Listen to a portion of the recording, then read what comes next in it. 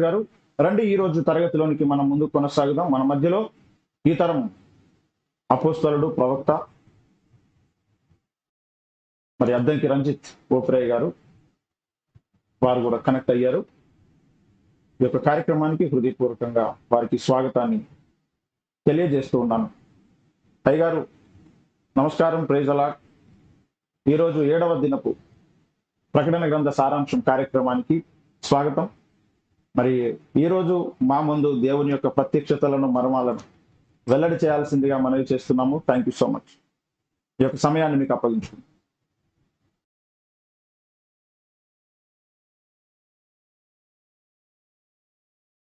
అయ్యగారు voice unmute చేయండి దయచేసి.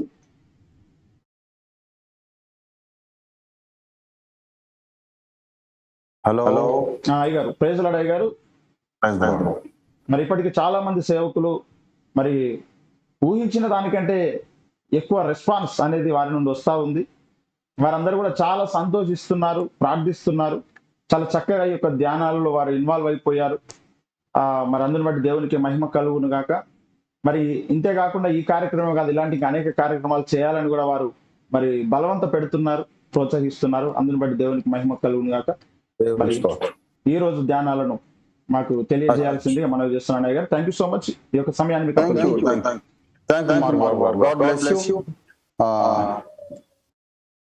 జూమ్ యాప్ ద్వారా టెలి బైబిల్ కాన్ఫరెన్స్ లో పాల్గొనుచున్నటువంటి వందలాది మంది నా సహదాసులు, గౌరవనీయులు, అభిషిక్త దైవజనులందరికీ ప్రభువైన యేసు నామములో నా హృదయపూర్వక శుభాకాంక్షలు, వందనాలు, దైవాశీస్సులు తెలియపరుస్తున్నాను. ప్రభువునందు ప్రియులారా, మీరు ఇంతసేపు పంచుకున్నటువంటి సాక్ష్యాలు, మీ యొక్క రెస్పాన్సెస్ అన్ని నేను వింటూనే ఉన్నాను.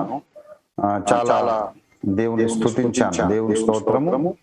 ప్రతి ఒక్కరి హృదయంలో దేవుని వాక్యము కొరకు సిద్ధంగా ఉన్నటువంటి పరిస్థితి కనబడతా ఉంది. ఇర్మియా 6:10 చెప్తాడు, విందులని నేను ఎవరితో మాట్లాడేదను, ఎవరికి సాక్ష్యం ఇచ్చేదను, వారి యెహోవా వాక్యమందు సంతోషము లేని వారై దాన్ని తృణీకరించితిరి. ఇర్మియా 6:10. దానికి టోటల్ గా ఆపోజిట్ కండిషన్ ఇప్పుడు మనలో కనబడతా ఉంది. ఆనాడు ఇర్మియా కాలంలో వారి యెహోవా వాక్యమందు సంతోషము లేని వారై తృణీకరించినారట.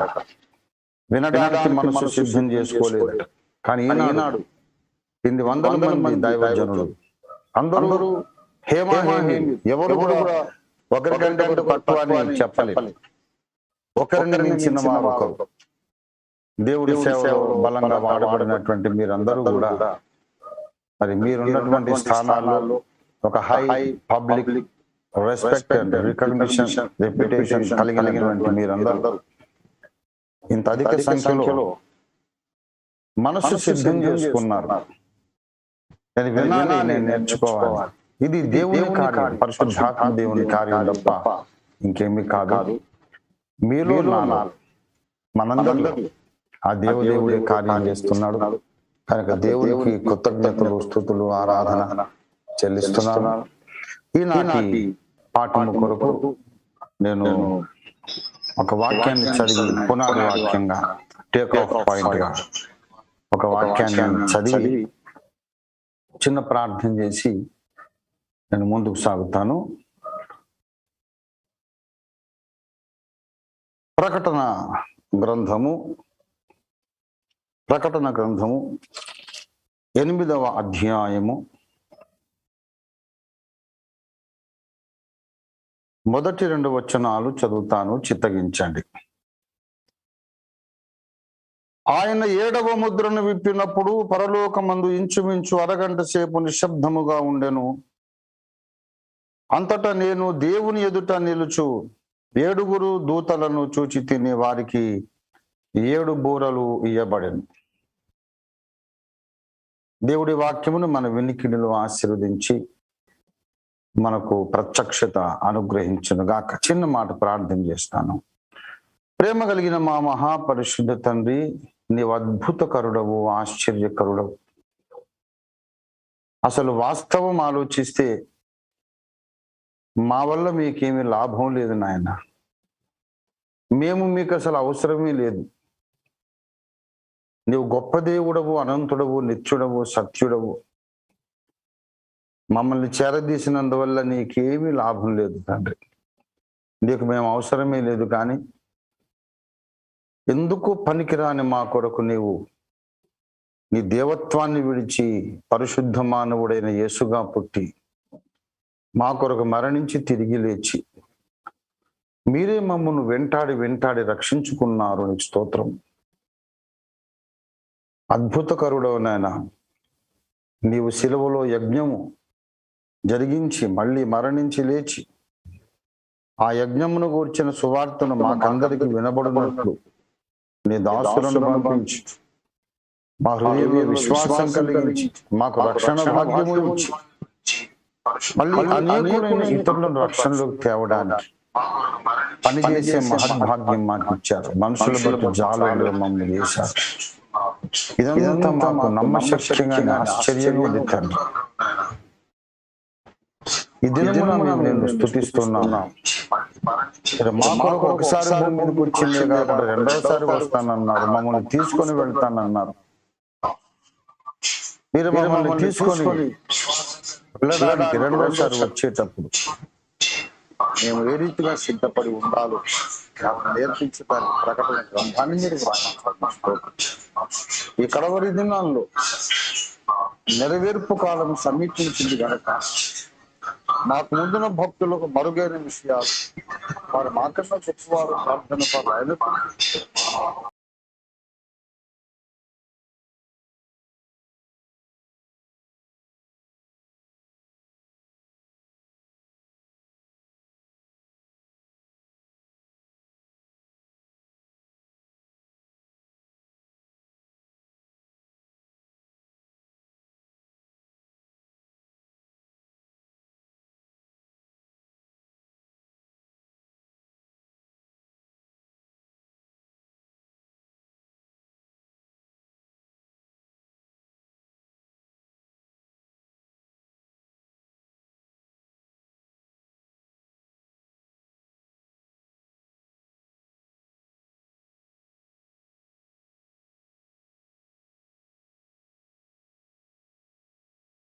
ఈ పైన భారం వేసి ధైర్యం తెచ్చుకుని వచ్చేసారు.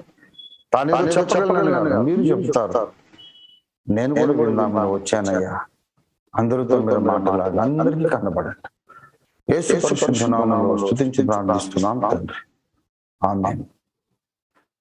ప్రభువునందు నాకు అత్యంత ప్రియులారా, తండ్రి అయిన దేవుని కుడి చేతిలో నుండి వధింపబడిన గొర్రె పిల్ల తీసుకున్నటువంటి ముద్రించబడిన గ్రంథము, భవిష్యత్ కాల సంభవాలు రాయబడినటువంటి ఆ ముద్రిత గ్రంథము, ముద్ర వేయబడిన గ్రంథము, గొర్రెపిల్ల అనగా మన ప్రభువుని యేసునాథుడు తీసుకొని ముద్రలు విప్పటం మొదలు పెట్టాడు. 6వ అధ్యాయంలో 6 ముద్రలు విప్పాడు. 6వ అధ్యాయంలో 6 ముద్రలు విప్పాడు. ఒక్కొక్క ముద్ర విప్పడము ద్వారా వెలుపట రాయబడి ఉన్న ఒక్కొక్క సంఘటన, అంశకాలపు సంఘటనలన్నిట్లో 6 విధముల సంఘటనలు ఉంటాయి అని ఇండెక్స్ గా, విషయ సూచికగా ఆ సంఘటనలు 6 విషయాలుగా బయలుపరిచినాడు 6వ అధ్యాయములో. ఆ తర్వాత 7వ అధ్యాయంలోనికి వచ్చి మహాశ్రమల కాలములో రక్షణ పొందబోతున్న కోట్లాది మంది అంత్యకాలపు దేవుని సువార్త పంట కోత, సువార్త విత్తనం యొక్క ఫలాన్ని దేవుడు కోసుకోవడం ఇక్కడ మనకు కనబడుతుంది. 7వ అధ్యాయంలో ఇశ్రాయేలు గోత్రాల్లో గోత్రానికి ఒక్కింటికి 12,000 మంది, మొత్తం 1,44,000 మంది. ఇంకా అన్య జనాంగములలో నుండి యూదులు గాని ఇతరులు, ఇక మిగతా 200 దేశాలు, అన్ని దేశాల్లో నుండి రక్షణ పొందినటువంటి ప్రజలు తెల్లని వస్త్రాలు ధరించుకొని, తెల్లని బట్టలు ధరించుకొని, ఖర్జూర మట్టలు చేత పట్టుకొని, సింహాసనాసనుడై ఉన్న దేవునికి వధింపబడిన గొర్రె పిల్లకును మేము పొందిన రక్షణ కొరకు స్తోత్రము స్తోత్రము స్తోత్రం అని మహాశబ్దముతో ఎలుగెత్తి చెబుతూ ఉండటాన్ని యోహాను చూశాడు. వీళ్ళు ఎవరు అని ఆ 24 పెద్దల్లో ఒకడు యోహాను అడిగితే యోహాను అన్నాడు, అయ్యా నాకేం తెలుస్తుంది, భూలోకం నుంచి వచ్చాను, మీకే తెలుసు కదా అన్నప్పుడు, నీకు తెలీదా వీళ్ళెవరంటే మహాశ్రమల కాలములో నుండి వచ్చిన వారు, వీరందరూ గొర్రెపిల్ల రక్తములు తమ వస్త్రాలు ఉదుక్కొని వాటిని తెలుపు చేసుకున్నారు. అంటే పాప క్షమాపణ పొందినారు, దేవునితో సమాధాన పడ్డారు, రక్షింపబడినారని అర్థం. వీళ్ళు ఎవరయ్యా అంటే ఎవడునూ లెక్కింప శక్యము గాని మహా జన సమూహం, ఎన్ని కోట్ల మంది తెలియదు, అంతమంది రక్షణ పొందుతారు. ఈ వివరణాత్మకమైనటువంటి దర్శనము చిన్న విరామ సమయములో ఇవ్వబడతా ఉంది. ఇది విరామ సమయ దర్శనము, small parenthesis in the main narrative లో ఒక పారెంథసిస్. ప్రధాన కథనములో ఒక చిన్న బ్రేక్ ఇచ్చి ఇలాంటి దర్శనాలు ఇస్తూ ముందుకు సాగటం ప్రకటన గ్రంథ రచన శైలి. ఈ విషయం నేను ముందే మీకు విన్నవించాను. సరే, 7వ అధ్యాయం అయిపోయింది. 8లోకి వచ్చేసరికి ఆయన 7వ ముద్రను విప్పినప్పుడు, అమ్మయ్యా, ఇంతకాలానికి ఆ గ్రంథం మొత్తం విప్పుకుపోయింది, మొత్తం విప్పబడింది, మొత్తం ఇచ్చుకుపోయింది, అంతా ఓపెన్ అయిపోయింది. ఇంకా ఏమి మరుగు లేదు, ఇంకా మర్మం లేదు, మొత్తం అంతా. అంత్యకాలంలో ఏమేమి జరగబోతున్నదో, దేవుడు ఏమేమి జరగాలని నిర్ణయించినాడో అవన్నీ ఈ గ్రంథంలో రాయబడ్డవి. అది ఓపెన్ అప్ అయిపోయింది, మొత్తం తెరవబడింది.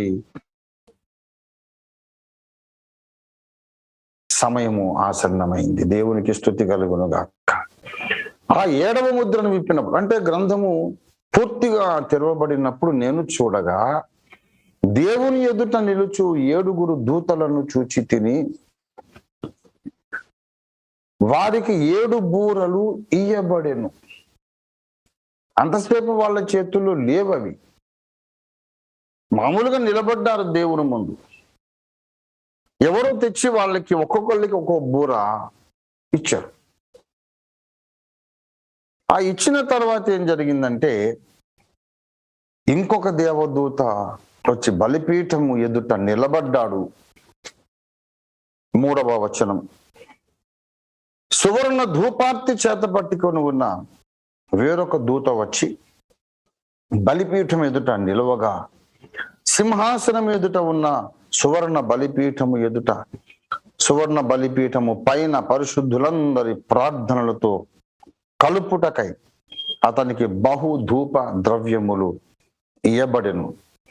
అప్పుడు ఆ ధూప ద్రవ్యముల పొగ పరిశుద్ధుల ప్రార్థనలతో కలిసి ఆ ధూప ద్రవ్యాల పొగ దేవుని సన్నిధిని చేరేను. దేవునికి స్తోత్రం కలుగును గాక. హల్లెలూయా.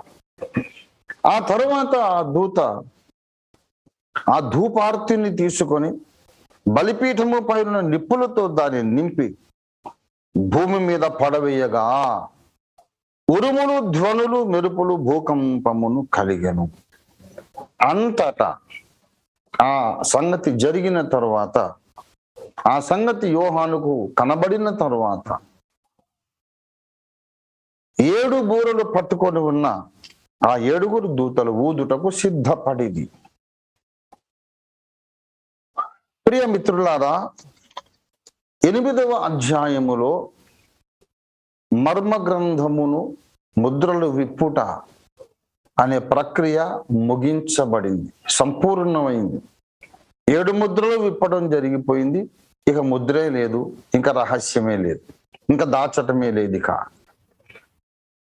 అక్కడ 7 ముద్రలు విప్పేసి 7వది కూడా విప్పి గ్రంథం ఓపెన్ చేయగానే అక్కడ 7 దూతలు బూరలు ఊదడానికి సిద్ధపడడాన్ని మనం చూస్తాం. ఇక్కడ ఒక ప్రత్యేకమైన విన్నపం నేను చేస్తున్నాను. మీలో చాలా మంది నాకంటే వయసులో చిన్నవారు ఉండొచ్చు, కొందరు పెద్దలు కూడా ఉన్నారని నేను నమ్ముతున్నాను.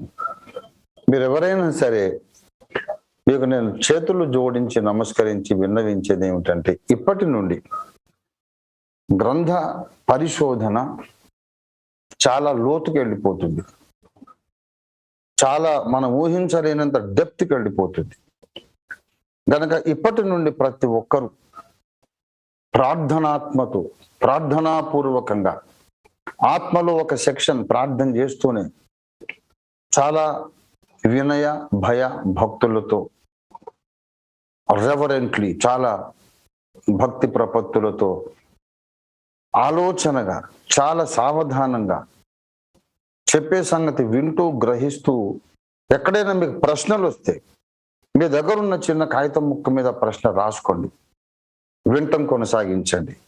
ఆ ప్రశ్న వస్తే తర్వాత ప్రశ్నల సమయంలో మీరు అడగవచ్చు. చాలా గంభీరమైనటువంటి ఒక డైమెన్షన్ లోపలికి ఈ ధ్యానం వెళ్తా ఉంది. ఏం భయపడాల్సిన అవసరం లేదు. Everything will be very clear, very pleasant, very enjoyable, very satisfying. చాలా సంతృప్తిదాయకంగా, ఆనందదాయకంగా ఉంటుంది. భయపడాల్సిందేమీ లేదు. కానీ శ్రద్ధ, కాన్సన్ట్రేషన్ కావాలి అని నేను విజ్ఞప్తి చేస్తున్నాను. ఇప్పుడు చూడండి, ఇంకా ఈ 7వ ముద్ర విప్పగానే 7 బూరలు ఊదడానికి సిద్ధపడుచున్న దూతలు కనబడుతున్నారు. అయితే ఈ బూరలు ఊదే ప్రక్రియ 8లో ప్రారంభమై 9లో కొనసాగి 10వ అధ్యాయంలో చిన్న విరామము మళ్ళీ పాటించబడి 11వ అధ్యాయంలో కూడా మరికొన్ని వివరణాత్మక దర్శనములు ఇచ్చి 11, 15లో బూరలు ఊదే ప్రక్రియ ముగించబడుతుంది. ఈ సంగతి మళ్ళీ చెప్తా, జాగ్రత్తగా వినాలి. బూరలు ఊదటం అనే పని 8వ అధ్యాయంలో ప్రారంభమై 11, 15లో ముగించబడుతుంది. 8వ అధ్యాయము 7వ వచనంలో మొదటి దూత బూర ఊదినప్పుడు, 7-8లో మొదటి దూత బూర ఊదాడు. 11, 15లో 7వ దూత బూర ఊదాడు. అక్కడ సౌండింగ్ ఆఫ్ ద ట్రంపెట్స్, ఈ ప్రక్రియ ముగించబడుతుంది, ఖతం అయిపోతుంది. అయితే 8వ అధ్యాయం 7వ వచనం నుండి 11వ అధ్యాయం 15 దాకా ఉన్నటువంటి బూరలు ఊదే ప్రక్రియలో మధ్యలో వివరణాత్మకమైన దర్శనాలు కొన్ని ఇచ్చారు. 10వ అధ్యాయములో ఇంద్రధనుస్సును ధరించుకున్నటువంటి ఒకానొక బలిష్ఠుడైన దేవదూత సముద్రం మీద ఒక పాదము, భూమి మీద ఒక పాదము మోపి సింహము ఆర్భటించాను. ఆయన ఆర్భటించగా 7 ఉరుములు వాటి శబ్దములు పలికాను. ఈయన ఎవరో కాదు, ఇంద్రధనుస్సును ధరించుకున్నాడు గనుక ఈయన నిస్సందేహంగా మన ప్రభువైన యేసుక్రీస్తు అని మనం నమ్మవచ్చు. ఆయన మేఘము ధరించుకొని ఉండను. మేఘం అంటే పరిశుద్ధాత్మ షకీనా మేఘము. ఇంద్రధనుస్సు అంటే దేవుని యొక్క కృపా నిబంధనకు సూచన. ఆదికాండము 9వ అధ్యాయము 13వ వచనం, నాకును మీకును మీతో ఉన్న 12 చదువుతున్నా.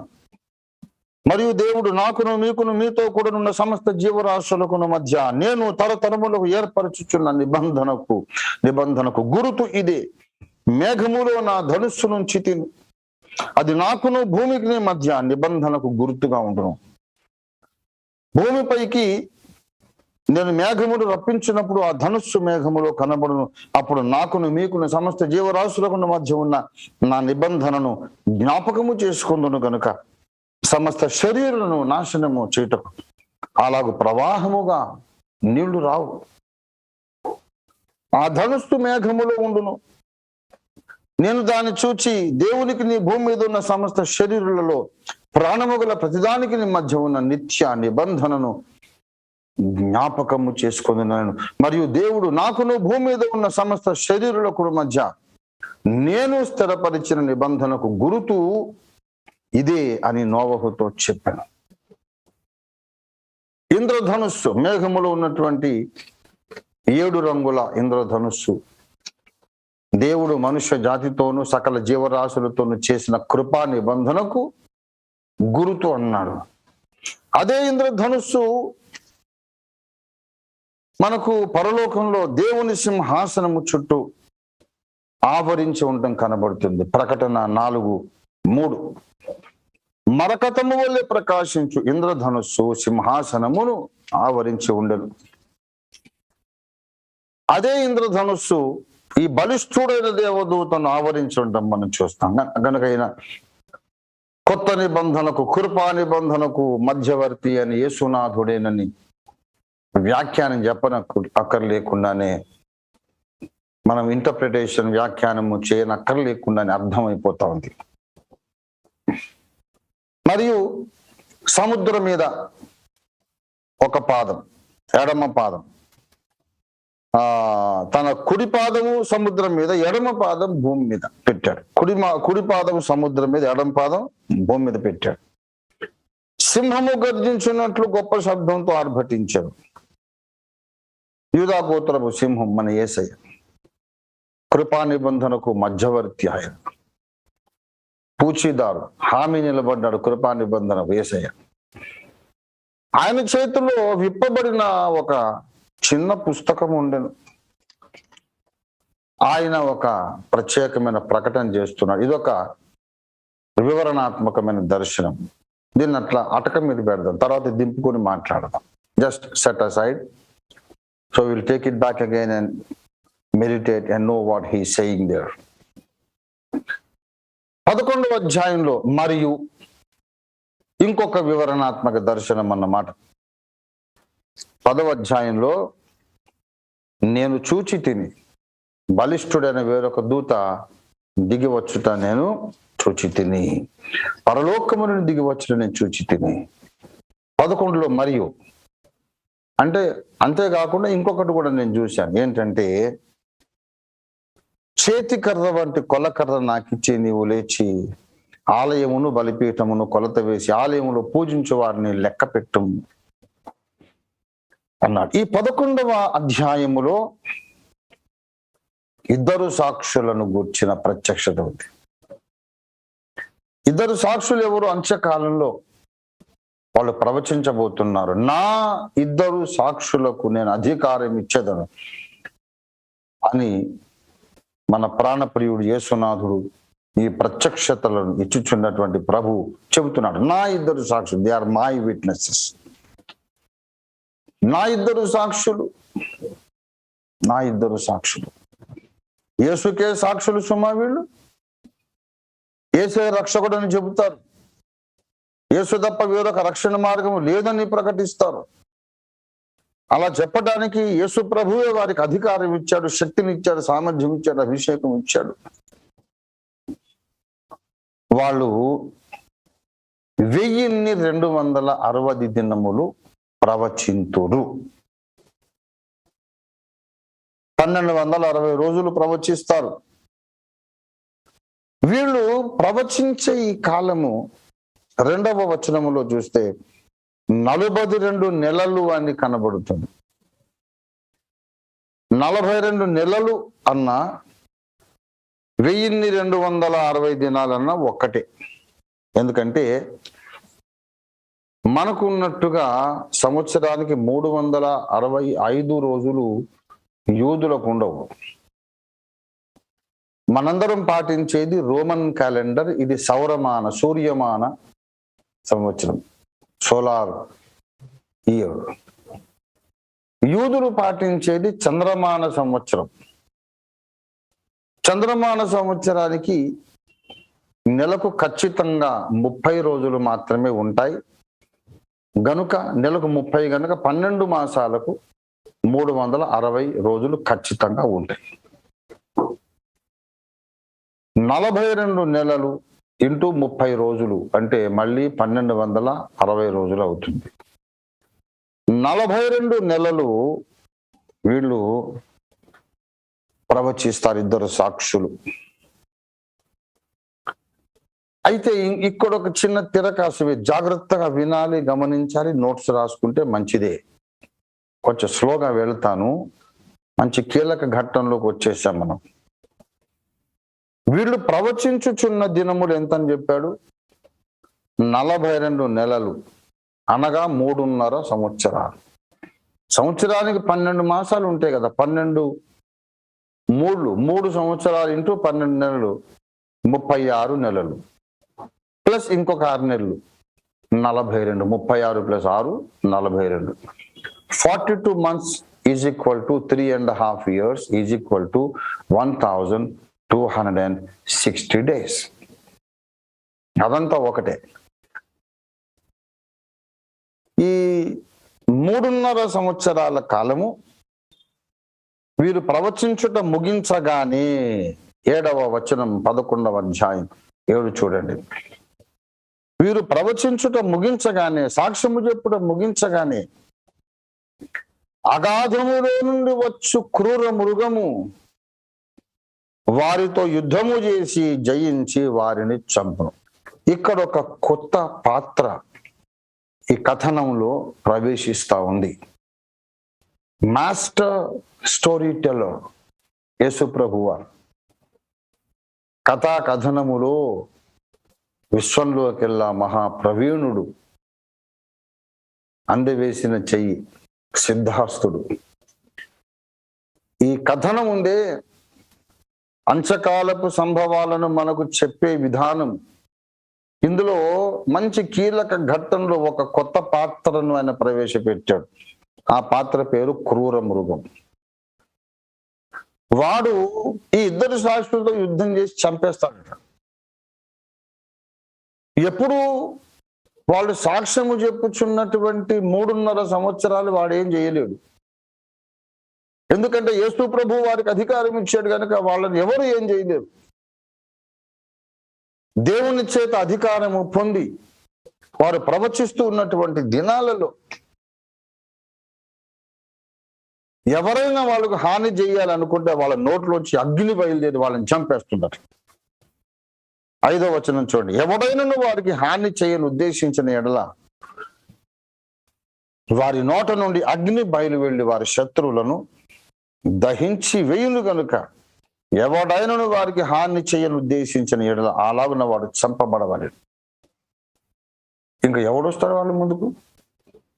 ఉద్దేశిస్తే చాలట, ఏదోబడి కొట్టడం తిట్టడం అక్కర్లేదు. వాడు లోపల అనుకోగానే వీళ్ళ నోట్లోంచి అగ్ని వచ్చేస్తారు.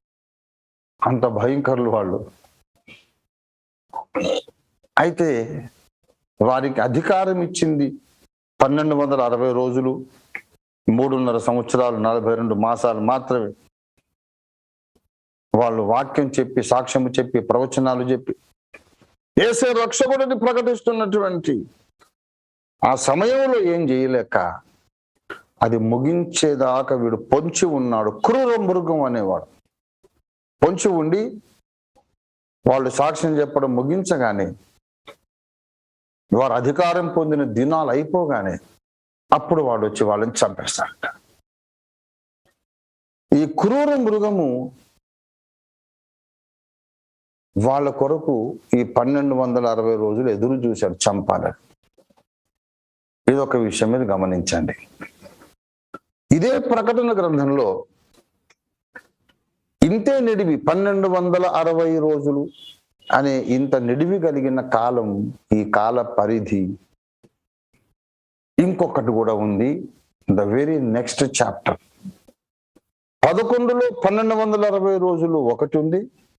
12వ అధ్యాయంలో కూడా మళ్ళీ 1260 రోజులు ఇంకొకటి ఉంది. చూడండి, ప్రకటన గ్రంథము 12వ అధ్యాయం 5వ వచనం. ఆ స్త్రీ అరణ్యమునకు పారిపోయెను, అచ్చట వారు 1260 దినములు ఆమెను పోషింపవలెనని దేవుడు ఆమెకు ఒక స్థలము సిద్ధపరచి ఉంచెను. దేవునికి స్తుతి కలుగును గాక. ఇక ఇక్కడ ఇంకోటి, అచ్చట వారు 1260 దినాలు ఆమెను పోషించాలని. ఇదే సమయాన్ని ఇదే అధ్యాయంలో ఈ 1260 days అని ఉంది చూశారు. ఇంతకుముందు చెప్పుకున్నాం 11వ అధ్యాయాన్ని ధ్యానించినప్పుడు 1260 రోజులు ఈజ్ ఈక్వల్ టు 42 మాసాలు ఈజ్ ఈక్వల్ టు 3.5 సంవత్సరాలు. ఇక్కడ ఇంకొక ఎక్స్ప్రెషన్, ఇంకొక విధంగా దీన్ని వ్యక్తపరచడం ఏంటంటే, అదే కాలమును గురించి ఇంకొక టైటిల్, ఇంకొక విధంగా చెప్తున్నా. అదే సేమ్ కాల పరిధి అనుకోండి. కాల పరిధిలో దాని గురించి ఒక చోటేమో 1260 రోజులు అన్నాడు, మళ్ళీ 42 మాసాలు అన్నాడు, తర్వాత 3.5 సంవత్సరాలు. ఇక్కడ 12లో 1260 దినాలు అని చెప్పి దానిని 14వ వచనములో ఆమె ఒక కాలములు అర్ధకాలము పోషించబడును. బాగా గమనించాలి. ప్రకటన 12వ అధ్యాయం 5వ వచనములో ఆ స్త్రీ అరణ్యములో పోషించబడుతుంది. ఒక స్త్రీ ఉంది, ఆమె అరణ్యములో పోషించబడుతుంది. ఎంతకాలం పోషించబడుతుంది?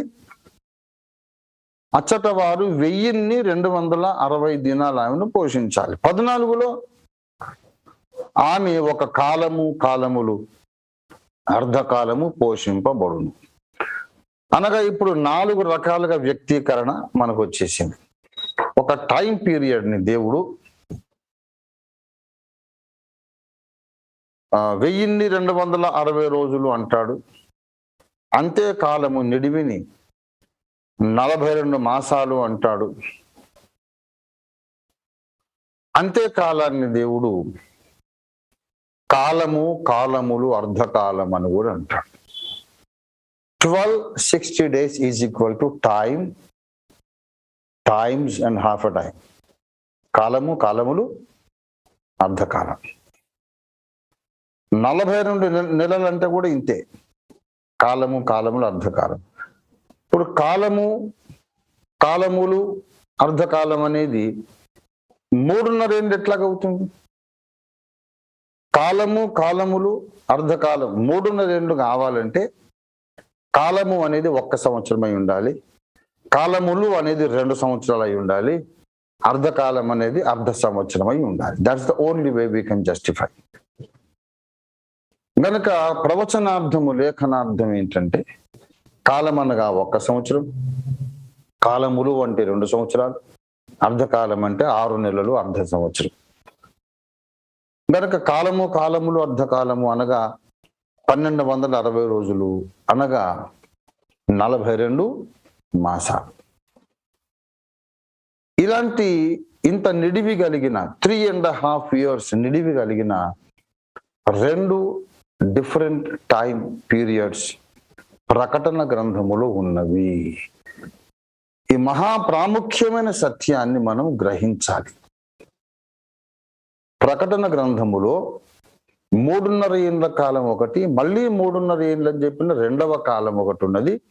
3.5 + 3.5 7 సంవత్సరాలు అవుతుంది. 3.5 ఏళ్ళు + 3.5 ఏళ్ళు 11లో 3.5 ఏళ్ళు ఉన్నాయి, 12వ అధ్యాయంలో 3.5 ఏళ్ళు ఉన్నాయి. ఈ 2 కలిస్తే 7 సంవత్సరాలు. దీన్నే మన వాళ్ళు పెద్దలందరూ 7 ఏండ్ల మహాశ్రమల కాలం అని చెప్పారు. This is where we have it. 7 years special period of time. ఇప్పుడు గమనించాలి, 7 ఏండ్ల కాలం ఉన్నది. ఈ 7 ఏండ్ల కాలములో మొదట 3.5 ఏళ్ళు ఈ 2 సాక్షులు ప్రవచిస్తున్నారు. 2 సాక్షులు ప్రవచిస్తూ ఉంటుండగా క్రూర మృగం అనేవాడు ఒకడు పొంచి ఉన్నాడు. వాళ్ళలో నుంచి వచ్చి అగ్నిని బట్టి వాడు ఏం చేయలేక ఆ 3.5 ఏళ్ళు 3.5 years కంప్లీట్ కాగానే వచ్చి వాళ్ళని చంపేశాడు. అంతటితో మొదటి 3.5 ఏళ్ళు అయిపోయింది. ఆ మొదటి 3.5 ఏళ్ళు అయిపోగానే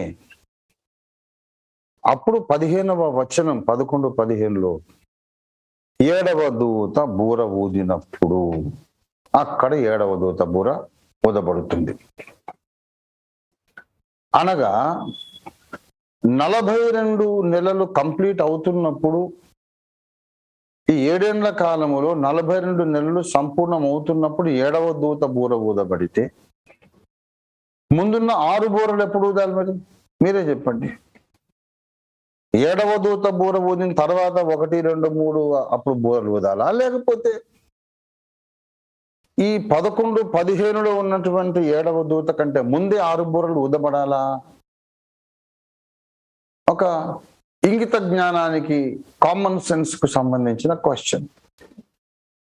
if the 7th trumpet must be sounded after 42 months, the preceding 6 trumpets must be sounded before that time. ఆ సమయం కంటే ముందుగా ఈ 6 బూరలు ఊదబడాలి. అనగా మొదట మనకు దేవుడు ఇక్కడ చూపిస్తున్న మొదటి 3.5 ఏళ్ల కాలములో బూరలు ఊదబడును. అది మన డిస్కవరీ. మళ్ళీ చెప్తున్నా, ప్రకటన గ్రంథములో 3.5 ఏళ్ల నిడివి కలిగిన 2 కాల పరిధులు ఉన్నవి. ఆ 3.5 ఏళ్ల నిడివి కలిగిన 2 కాల పరిధులలో మొదటి 3.5 ఏళ్ల కాల పరిధిలో 7 బూరలు ఊదబడును. రెండవ 3.5 ఏళ్ల కాల పరిధిలో ఉగ్రత పాత్రలు కుమ్మరించబడును. అది 7 ఏళ్ల శ్రమల కాలంలో మొదటి సగభాగం, ఇది రెండవ సగభాగం. ఇప్పుడు ఈ క్రూర మృగము అనేవాడిని మనం లొకేట్ చేయాలి. ఇప్పుడు ఈ క్రూర మృగం అనేవాడు ఈ 7 ఏళ్ల కాలంలో భూమి మీద ఉంటాడని మనకు అర్థమైపోయింది.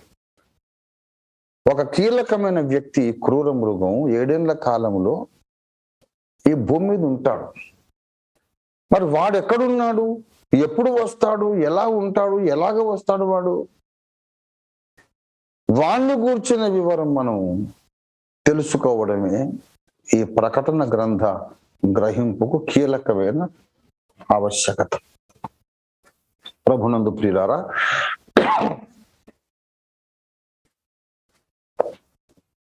ఈ క్రూర మృగము అనేవాడు 11వ అధ్యాయంలోనే కాదు, 13వ అధ్యాయంలో కూడా ఉన్నాడు.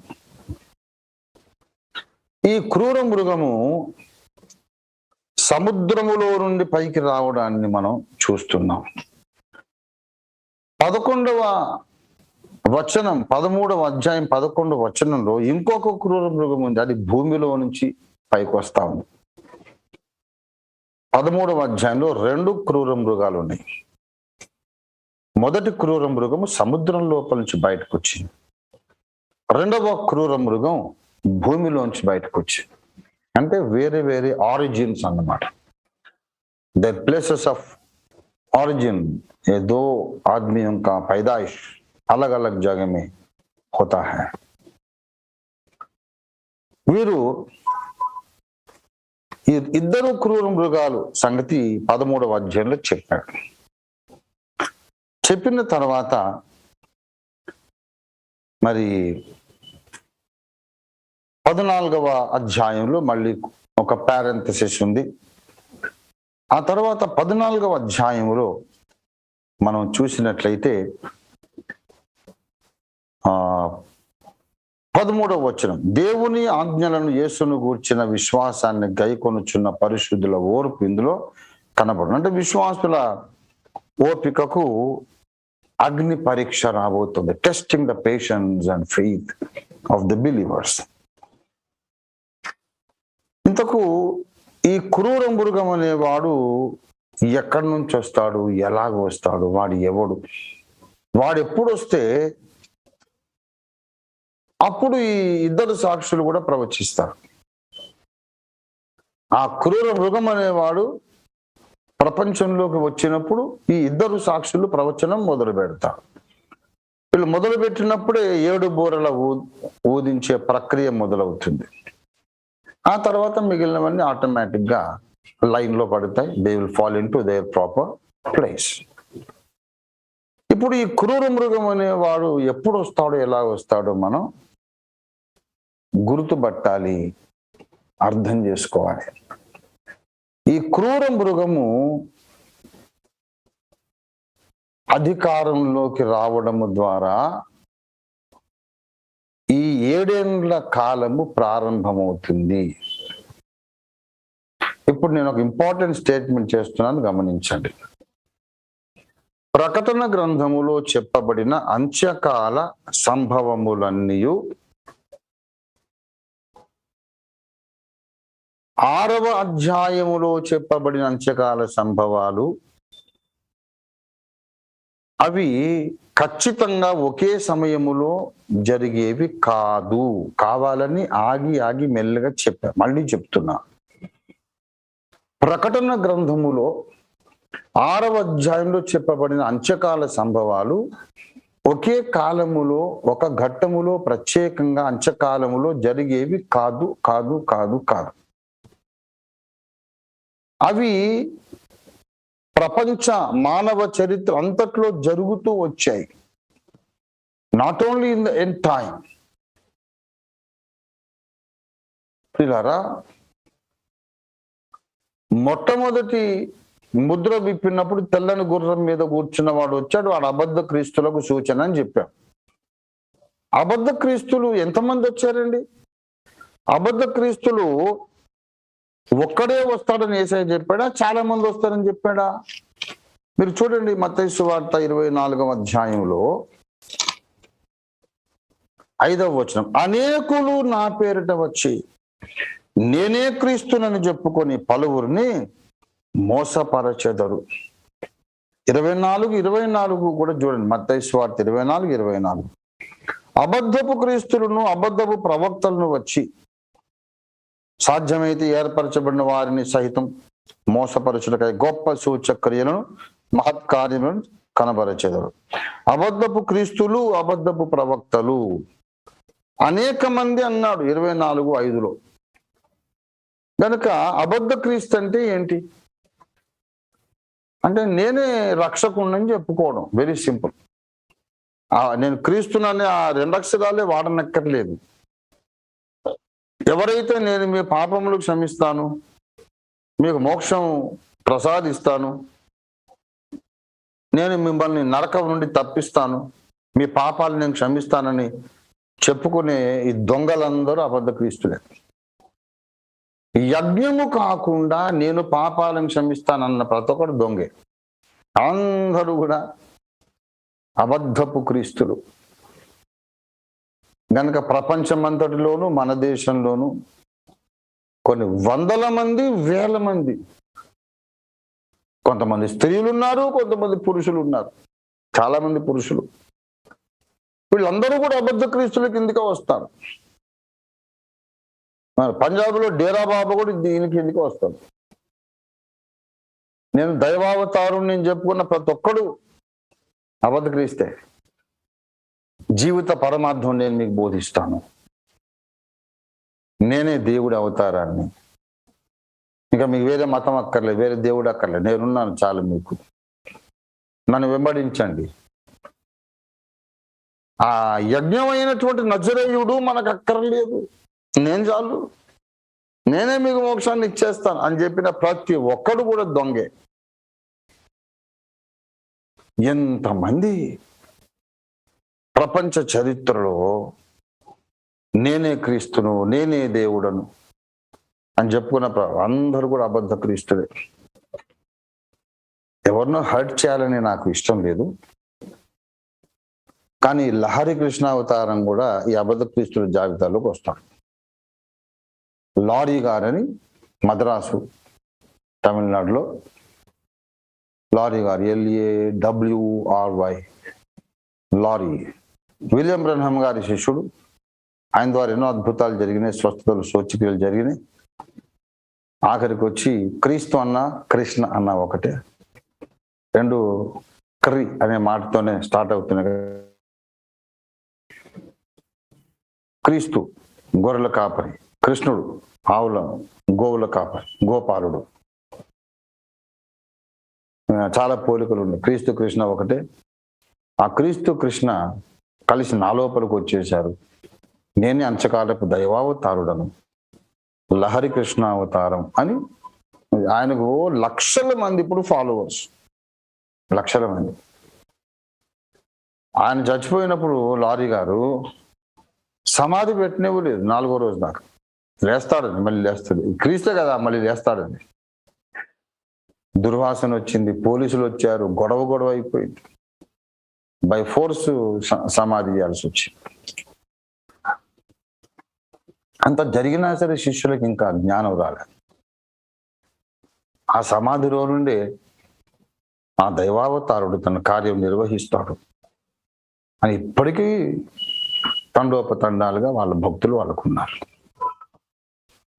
లహరి కృష్ణ అవతారం అంటే ఇట్లాగా స్పెయిన్ లో ఒకడు అబ్రహాం అబుల్ఫియా అనేవాడు ఒకడు, డేవిడ్ కోరెష్ వాడొకడు అమెరికాలో. ఇంకా బోలెడు మంది, ఎంతమందిని చెప్పాలా? కొంతమంది పేర్లు చెప్తూ కొందరు అఫెండ్ అవుతారు. కానీ శిలువలో మరణించి తిరిగి లేచిన యజ్ఞ పురుషుడైన యేసునాథుడు అక్కరలేదు, నేను మీకు మోక్షాన్ని ఇస్తానని చెప్పుకున్న ప్రతి ఒక్కడు అబద్ధ క్రీస్తు. వీళ్ళు వేల మంది వచ్చారు. నేనే దేవుడనని చెప్పుకునే వాళ్ళు ఎంతమంది వచ్చారండి? ప్రపంచ చరిత్ర అంతటిలోను నేనే దేవుణ్ణి చెప్పుకున్న మొట్టమొదటి మనిషి నిమ్రోదు. యెహోవా ఎదుట పరాక్రమము గల వేటగాడు. అంటే ఏంటి? లేళ్లను, దుప్పులను, జింకలను, కుక్కలను, నక్కలు, సింహాలు వేటాడితే దేవుడు వాహవా ఏమో వేటాడెవరని మెచ్చుకున్నాడా దేవుడు? ఆశ్చర్యపోయాడా?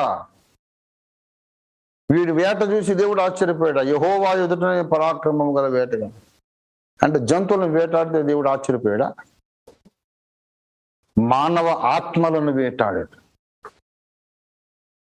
నేను దేవుణ్ణి అని చెప్పుకున్న మొట్టమొదటి వాడు మనిషి, వాడు మొట్టమొదటి వ్యక్తి నిమ్రోదు. ఆ తర్వాత ఇంకా బోలెడు మంది నేనే దేవుణ్ణి చెప్పుకొని వందల మంది, వేల మంది. ఆఖరికి యాంటియోకస్ ఎపిఫనెస్ అనేవాడు, సిరియా రాజు. యాంటియోకస్ ఎపిఫనెస్ అంటే ఏంటి తెలుసా? దైవావతారుడు అని అర్థం.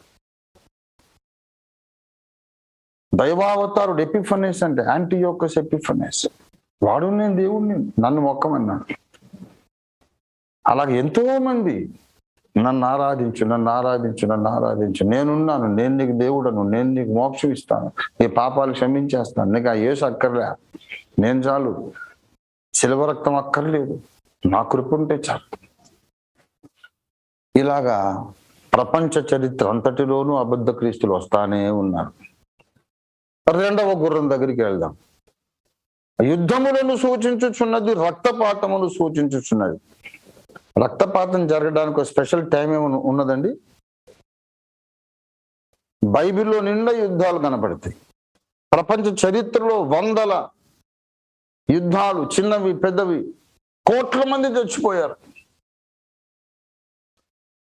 అబ్రహాము యుద్ధం చేశాడు, రాజులను సంహారం చేసి వచ్చాడు. దావీదు విస్తారముగా రక్తము ఒలికించిన వాడు. మోషే యుద్ధం చేశాడు, యెహోషువ యుద్ధం చేశాడు. ఎన్ని యుద్ధాలు, చిన్న చితక యుద్ధాలు. గజని దండయాత్రలు, మహమ్మద్ ఘోరీ దండయాత్రలు, 2 ప్రపంచ యుద్ధాలు జరిగింది. ఇంకా ఎన్ని యుద్ధాలండి, చిన్నవి పెద్దవి, చాలా చాలా యుద్ధాలు జరిగింది. అశోకుడు దండయాత్రలు చేశాడు, విశాలమైన సామ్రాజ్యం స్థాపించాడు. చెంగీజ్ ఖాన్, అతడు కూడా చాలా ఒక మంగోలియన్ వారియర్. ఇలాగా ఎంతమంది ప్రభునందు ప్రియులారా, యుద్ధాలు అనేది అంత్యకాలంలో జరిగితే ఏంటండి? యుద్ధం జరగని కాలమే లేదు. 2 ప్రపంచ యుద్ధాలే జరిగినాయి కదా. మరి అప్పుడు యేసయ్య వచ్చాడా? యుద్ధం అనేది ఒక్కసారి జరుగుతుందని చెప్పలేం కదా, జరుగుతూనే ఉన్నాయి ప్రపంచ చరిత్ర అంతట్లో. అబద్ధ క్రీస్తులు వస్తానే ఉన్నారు, ఒకడు పోతే ఒకడు.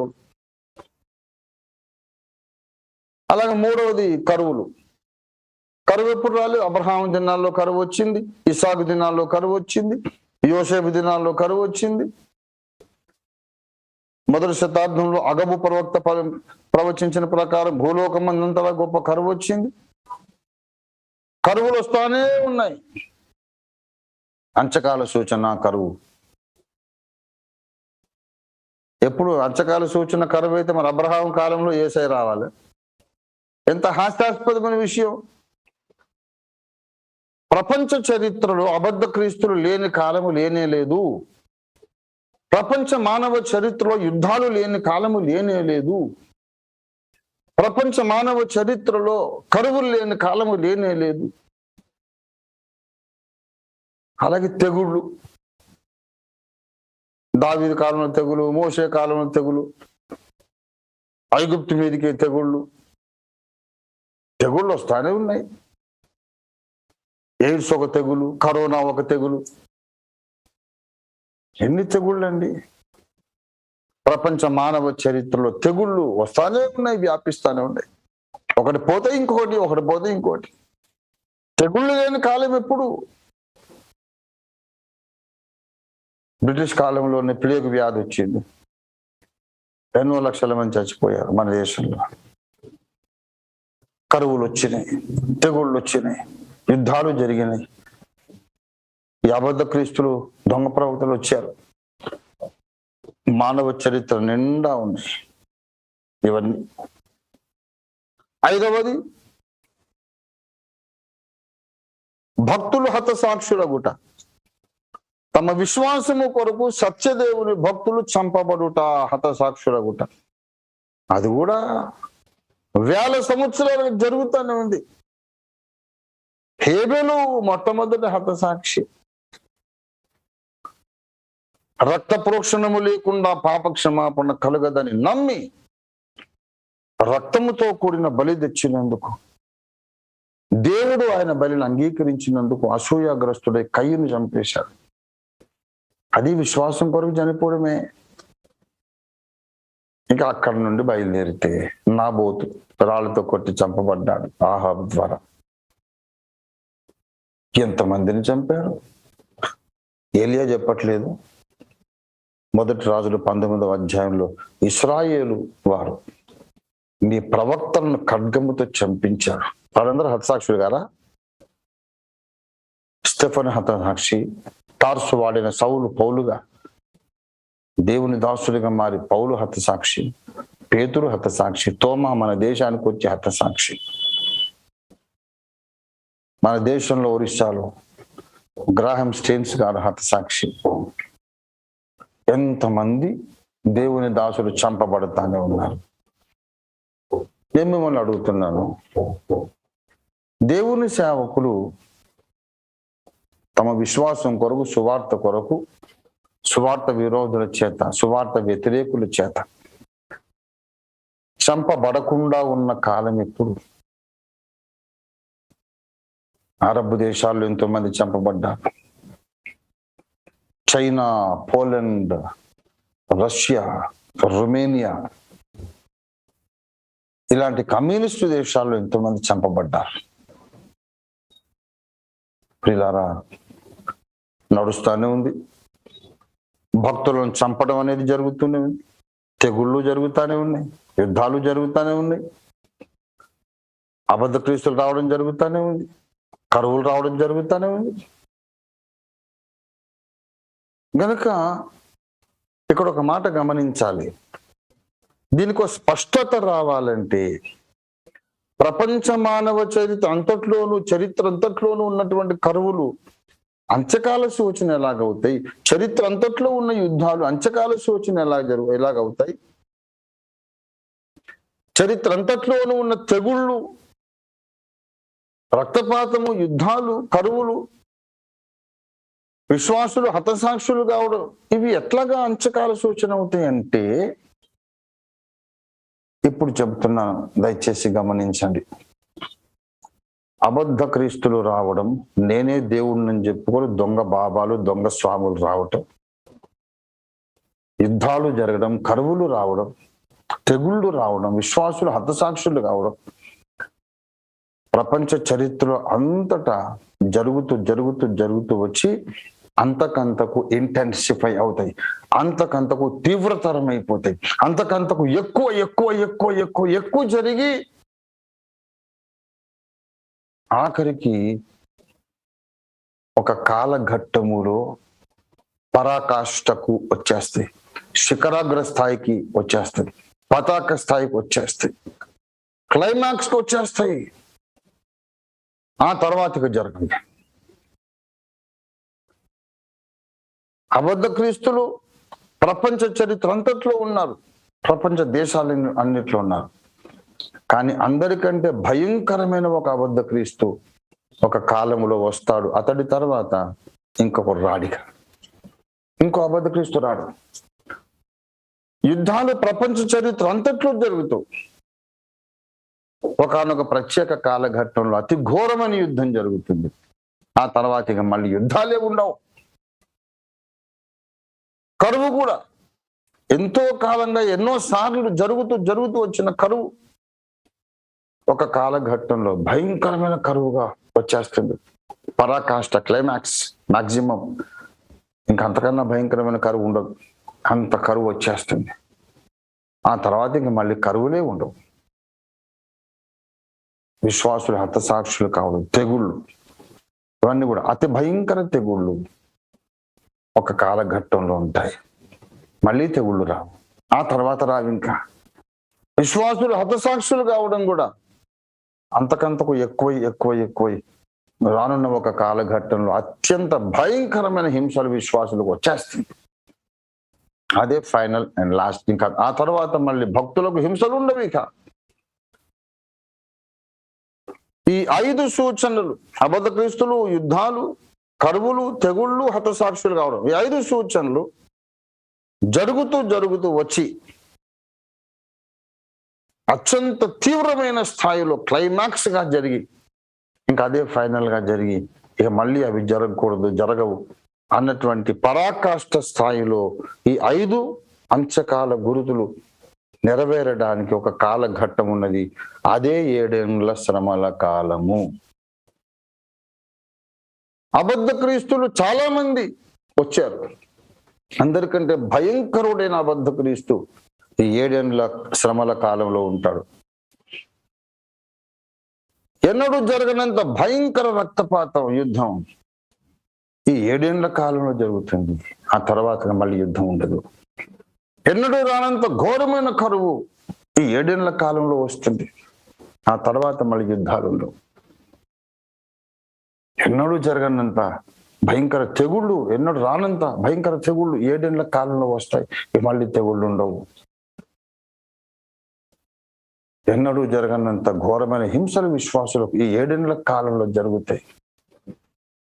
ఈ 7 ఏళ్ల కాలమును 7 ఏళ్ల మహాశ్రమల కాలం అంటాము. దీనిని 2 భాగాలుగా విడగొట్టబడినటువంటి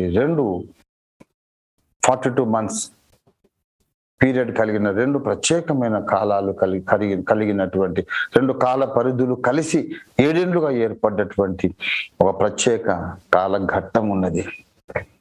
ఇది ఎప్పుడు మొదలవుతుంది అనేది ఇప్పుడు కీలకం. ఇది ఎప్పుడు మొదలవుతుంది? అది ఎప్పుడు మొదలవుతే, ఈ 7 ఏళ్ల కాలం ఎప్పుడు స్టార్ట్ అవుతే అప్పుడు 2 సాక్షులు వచ్చేస్తారు. అప్పుడే ఈ క్రూర మృగం వచ్చేస్తాడు. వాడు 3.5 ఏళ్ళు పొంచి ఉండి తర్వాత వీళ్ళని చంపుతాడు. ఆ తర్వాత ఇంకో 3.5 ఏళ్ళు. కనుక మనం దగ్గరకు వచ్చేస్తున్నాం గ్రహింపుకు. అంత్యకాలపు సకల సంఘటనలు, సకల సూచనలు. ఈ మాట మీరు వినండి, గుర్తుపెట్టుకోండి, రాసుకోండి. అంత్యకాలపు సూచనలలో ప్రభు బయలుపరిచిన సకల అంత్యకాల సూచనలు పరాకాష్ఠ స్థాయిలో నెరవేరడానికి ప్రభు ఒక కాల పరిధి నియమించినాడు.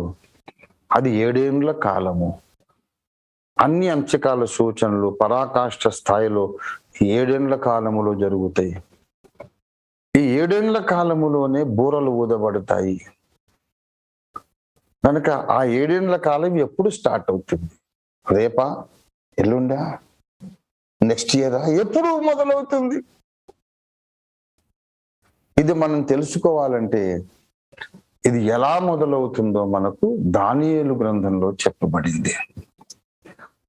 అంత్యకాలపు సంభవములను మనం అర్థం చేసుకోవాలంటే, క్రీస్తు రెండవ రాకడ సంభవాలు అర్థం చేసుకోవాలంటే మనం దానియేలు గ్రంథాన్ని సంప్రదించక తప్పదని మన ప్రభువైన యేసే ఒక హింట్ ఇచ్చాడు. ఇంతకు ముందు కూడా నేను చెప్పాను ఇదే క్లాసెస్లో. మత్తయి సువార్త 24వ అధ్యాయం 15వ వచనంలో, మత్తయి 24:15లో చెప్పబడిన మాట ఏమిటది? కాబట్టి ప్రవక్త అయిన దానియేలు ద్వారా చెప్పబడిన నాశనకరమైన హే వస్తువు పరిశుద్ధ స్థలములో నిలుచుట మీరు చూడగానే చదువువాడు గ్రహించునుగాక. చదువువాడు గ్రహించునుగాక. యూదయ వాళ్ళు కొండలకు పారిపోవాలి. మళ్ళీ ఇక్కడ ఆ స్త్రీ అరణ్యమునకు పారిపోయేను అనే మాట ప్యారలల్ గా కనపడుతుంది. ఒక స్త్రీ ఉంది, జనాంగం. ఒక స్త్రీని జనాంగంతో పోల్చాడు, జనాంగం ఒక స్త్రీతో పోల్చాడు. ఇశ్రాయేలు జనాంగం ఒక స్త్రీ, క్రీస్తు సంఘం ఒక స్త్రీ, విస్తార ప్రజా సమూహం ఒక స్త్రీ. ఆ స్త్రీ అరణ్యమునకు పారిపోయిను, కొండలలో ఆమె పోషించబడుతుంది. అక్కడ ఆమె కొంతకాలం పోషించబడుతుంది. దేవునికి స్తోత్రం కలుగును గాక. ఈ స్త్రీ ఎప్పుడు పారిపోవాలంటే, నాశనకరమైన హేయ వస్తువు యెరూషలేము దేవాలయపు పరిశుద్ధ స్థలములో నిలబడాలి. అప్పుడు పారిపోవాలి. ఇవి ఇశ్రాయేల్ ప్రజలు పారిపోవాలి. ఒక స్థలం రెడీగా ఉంది, దేవుడు సిద్ధపరిచాడు ఆమెను పోషించడానికి. కానీ ఈ నాశనకరమైన హేయ వస్తువు నిలుస్తుందని ఊరికే చెప్పి వదిలేయకుండా దానియేలు చెప్పినట్టు అని అటు చూపించాడు యేసు ప్రభు వారు, Poynting finger towards the book of Daniel. ఈ 7 ఏండ్ల కాలం ఎప్పుడు స్టార్ట్ అవుతుంది, ఈ క్రూర మృగం అనేవాడు ఎప్పుడు వస్తాడు, ఎలా వస్తాడు అనే వివరాలు మనం అడిగినప్పుడు ఒక ప్రత్యేకమైనటువంటి గ్రంథాన్ని మీరు చూడాలి. దానియేలు గ్రంథాన్ని మీరు చూస్తే మీకు ఇతరుని గూర్చిన మిగతా వివరాలు తెలుస్తాయి అని పరిశుద్ధాత్మ దేవుడు మనకు నేర్పించటానికి మత్తయి 24:15లో దానియేలు గ్రంథాన్ని ప్రస్తావించాడు. ఇప్పుడు దానియేలు గ్రంథంలో ఒక్క మాట చదివి నేను ముగించేస్తాను, మిగతా విషయం రేపటి పాఠంలో చెప్పుకుందాం. దానియేలు 9వ అధ్యాయంలోనికి మనం వద్దాం దయచేసి. దానియేలు 9వ అధ్యాయము 27. అతడు 1 వారము వరకు అనేకులకు నిబంధన స్థిరపరచును. అతడు 1 వారము వరకు అనేకులకు నిబంధన స్థిరపరచు. 1 వారము వరకు అంటే ఇక్కడ వారము అనే మాట ప్రవచన భాషలో ఉపమాన రీతిగా 7 అని అర్థం. వారానికి 7 రోజులు, 7 అనే నంబరే కీలకం. అక్కడ ప్రకటన 11లో కొంత, 12లో కొంత, 42 వారాలు, 42 మాసాలు, 42 మాసాలు, 42 మాసముల నిడివి కలిగిన సమయము 11లో ఒకటి, 42 మాసాలు నిడివి గల కాల పరిధి 12లో ఒకటి, 2 కలిస్తే 7 ఏండ్లు అవుతాయి అని చెప్పా. 3.5 ఏళ్ళు ఇక్కడ, 3.5 ఏళ్ళు 12లో, 11లో 3.5 ఏళ్ళు కలిస్తే 7. అక్కడ 7 సంవత్సరాలు, ఇక్కడ ఒక 7 కనబడుతుంది. వారము అనగా ప్రవచన భాషలో 7 ఏండ్లు అని అర్థం. ఈ 7 ఏండ్లు అనే ఈ కాల పరిధిని వారము అని ఎందుకు పిలుస్తున్నాడు అంటే దానికి చాలా పెద్ద అంశం చెప్పాలి, ముందున్న క్లాసెస్లో చెప్తాం. కానీ ఈ వారము అనే ఈ 7 ఏండ్ల కాలం ఎప్పుడు స్టార్ట్ అవుతుంది అంటే అతడు వచ్చి అనేకులతో నిబంధన స్థిరపరచును. ఇశ్రాయేలు జనాంగముతో ఒకానొక రాజు వచ్చి ఒక ట్రీటీ, ఒక ప్యాక్ట్, ఒక సంధి నిబంధన సంతకం చేస్తాడు. అతడు వచ్చి ఒక వారం వరకు, అతడు వచ్చి ఒక 7 ఏండ్ల వరకు ఇశ్రాయేలు జనాంగములోని అనేకులతో ఒక సంధి నిబంధన చేస్తాడు, ఒక ఒప్పందము సంతకం చేస్తాడు. అంతటితో ఆ 7 ఏండ్ల శ్రమల కాలం స్టార్ట్ అవుతుంది. అదన్నమాట విషయం. కనుక 7 ఏండ్ల శ్రమల కాలం స్టార్ట్ అవుతేనే అంత్యకాల సంభవాలు పరాకాష్ఠ స్థాయిలో నెరవేరి ముగింపుకు వచ్చేస్తాయి. ఆ 7 ఏండ్ల శ్రమల కాలం స్టార్ట్ చేయాలంటే ఇనాగరేషన్ చేయడానికి ముఖ్యమంత్రి గారు రావాలి. ఇప్పుడు బ్రిడ్జ్ కట్టేశాం, ఫ్లైఓవర్ కట్టేశాం.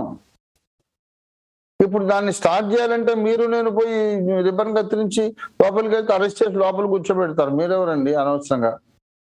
ఇది ముఖ్యమంత్రి గారు చేయాల్సిన పని. పిచ్చోడ్లాగా ఉన్నాడు అని రిబ్బన్ మళ్ళీ కడతారు, రోడ్ ఓపెన్ కానివ్వరు. ఎవరు చేయాలో వాళ్ళే చేయాలి, ఎవరు పడితే వాళ్ళు ఓపెన్ చేయడానికి వీల్లేదు. అలాగే అంత్యకాలములో సకల సంభవాలు, అంత్యకాల సూచనలన్నీ కూడా పరాకాష్ఠగా నెరవేరే ఒక కాలం ఉంది. దాన్ని ఇనాగరేట్ చేయాలంటే ఒకడు రావాలి. అతడు ఎవరు తెలుసా? దయచేసి దానియేలు 9వ అధ్యాయం చూడండి. నాశనము చెయ్యువాడు అట. దానియేలు 9:27. అతడు ఒక వారము వరకు అనేకులకు నిబంధన స్థిరపరచును, అర్ధవారమునకు, అంటే వారము 7 ఏండ్లు అనుకోండి. వారం 7 ఏండ్లు అయితే అర్ధవారం 3.5 ఏళ్ళు కదా. వారం 7 ఏండ్లు అయితే సగం వారం 3.5 ఏళ్ళు. అర్ధవారమునకు బలిని నైవేద్యమును నిలిపివేయును. హేయమైనది నిలుచు వరకు నాశనము చేయవాడు వచ్చును. మత్తయి సువార్త 24:15 కూడా నాశనకరమైన హేయ వస్తువు. ఇదే మళ్ళీ మనకు 11లో, దానియేలు 11లో కనబడుతుంది. దానియేలు 9లోను, దానియేలు 11లోను నాశనకరమైన హేయ వస్తువు కనబడుతుంది. దానియేలు 11:31. అతని పక్షమున శూరులు లేచి పరిశుద్ధ స్థలపు కోటను అపవిత్రపరచి అనుదిన బలి నిలిపివేసి నాశనము కలుగజేయు హేయ వస్తువు నిలబెట్టుదురు. నాశనము కలుగజేయు హేయ వస్తువు అన్నా, నాశనకరమైన హేయ వస్తువు అన్నా ఒకటే. దీన్నే యేసు ప్రభు వారు మెన్షన్ చేస్తున్నారు, ప్రస్తావిస్తున్నారు. మత్తయి 24:15. నాశనకరమైన హేయ వస్తువు పరిశుద్ధ స్థలములు నిలబెట్టేవాడు అనేకులతో నిబంధన చేస్తాడు. అంటే ఒక రాజకీయ ఒప్పందం అనేది కుదుర్చుకుంటాడు. రానున్న దినాల్లో త్వరలోనే మనం అన్ని న్యూస్ పేపర్స్ లో, అన్ని న్యూస్ ఛానల్స్ లో ఒక హెడ్లైన్స్ లో ఒక వార్త చూడబోతున్నాం. ప్రపంచ ప్రభుత్వాన్ని స్థాపిస్తానని ముందుకు వచ్చిన ఒకానొక రాజు ఇశ్రాయేలు ప్రజలకు ప్రత్యేక హోదాను, ప్రత్యేక ప్రతిపత్తి కల్పిస్తూ వాళ్ళతో ఒక శాంతి ఒప్పందమును 7 ఏండ్ల కొరకు సంతకం చేశాడు అని ఎప్పుడైతే మనం వార్తల్లో పతాక శీర్షికల్లో చూస్తామో అప్పుడు గ్రహించండి, 7 ఏండ్ల శ్రమల కాలం స్టార్ట్ అయిపోయింది. నాశనకరమైన హేయ వస్తువు నిలబెట్టేవాడే వాడే ఇశ్రాయేలుతో శాంతి ఒప్పందం సంతకం చేస్తాడు. వాడు ఏ రోజున సంతకం చేస్తాడో శాంతి ఒప్పందాన్ని, అప్పుడు 7 ఏండ్ల శ్రమల కాలం స్టార్ట్ అవుతుంది. అందులో ముందు సగం వారం, తర్వాత అర్ధవారం, 2 అర్ధవారాలు. ఇక మిగతా విషయాలన్నీ సరైన ప్రాపర్ ప్లేసెస్ లో ఉంటాయి అన్నమాట, మనకు అర్థమైపోతుంది.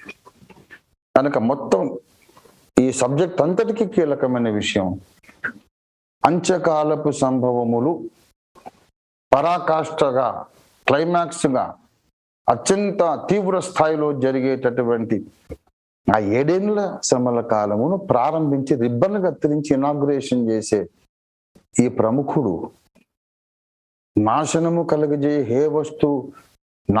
కలగజేయున్నటువంటి నాశనకరమైన హేయ వస్తువు నిలబెట్టేవాడు, ఇశ్రాయేలుతో సంధి చేసేవాడు. ఎప్పుడు వస్తాడు, ఎక్కడి నుంచి ఎలా వస్తాడు? మొత్తం మీద వాడు రావాలి. దానియేలులో వాడి వివరం రాయబడి ఉంది.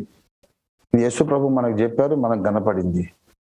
రేపటి నుండి the one who will inaugurate the 7-year period, వాడు ఎక్కడి నుంచి వస్తాడు, రేపటి నుంచి మన వివరాలు తెలుసుకున్నాం. అంతవరకు సెలవు. విన్న పాఠాన్ని మీరు ధ్యానం చేస్తూ మళ్ళీ నెమరు వేస్తూ రేపటి పాఠానికి సిద్ధం కావాల్సిందిగా మనవి. అందరికీ వందనాలు. చిన్న ప్రార్థన చేస్తాను. ప్రేమ కలిగిన మా తండ్రి, మీరు మాతో మాట్లాడి తెలియపరిచిన ఉన్నతమైన నిగూఢమైన సంగతుల కొరకు స్తోత్రం. మమ్మల్ని ఆశీర్వదించండి ప్రభువానికి వందనాలు. వాక్యాన్ని విని సత్యము కొరకు తమ హృదయపు తలుపులు తెరిచిన ప్రతి ఒక్కరిని కూడా మీరు ఆశీర్వదించండి. భూమి మీద ఉన్న సకల క్రైస్తవ డినామినేషన్లో ఉన్నటువంటి నీ ప్రజలందరూ కూడా ఈ సత్యాన్ని తెలుసుకుంటారు. మీరే బలమైన కార్యం చేయమని పరిశుద్ధాత్మ కుంభవర్షం కుమ్మరించమని ముందున్న తరగతులు ఇంకా మీరు మాతో మాట్లాడమని యేసు పరిశుద్ధ నామంలో స్తుతించి ప్రార్థిస్తున్నాము తండ్రి. ఆమేన్. Thank you very much Mark Babu గారు. Thank you one and all.